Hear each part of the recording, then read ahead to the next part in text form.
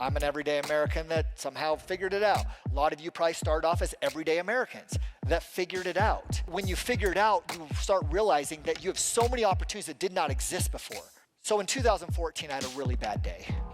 I'd built up about $2 million of wealth and thinking I'm pretty cool, like I was the richest person I knew, and it was like, and I got overexcited because I was an investor. And when you're an investor, what do?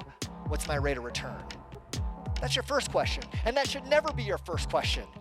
It should be, what are the features and benefits? What protects me? And then your rate of return is like your third or fourth question. So that night, it was a Halloween night, and I took my kids trick-or-treating, put them to bed. I told my wife, I'm like, I gotta take off. I don't know, I felt despair for the first time in my life. I've never felt hopeless before. So that morning I got up and I'm like, build it once, build it again.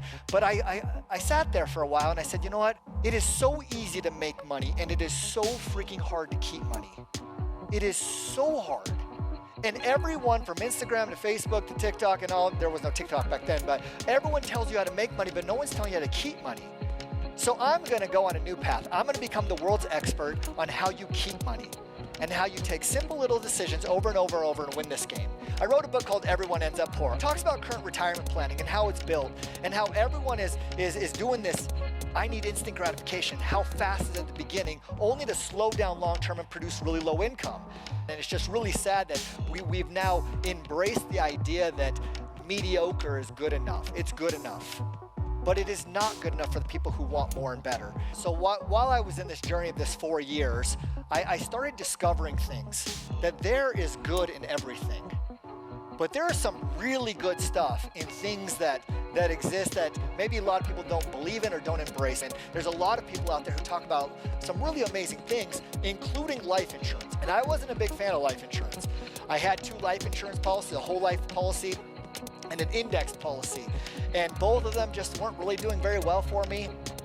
I didn't know much about them, but in over 4 years, I started discovering it's because I wasn't using it correctly. I didn't design it correctly, it wasn't designed correctly, I wasn't using it correctly, and it wasn't built for my optimization.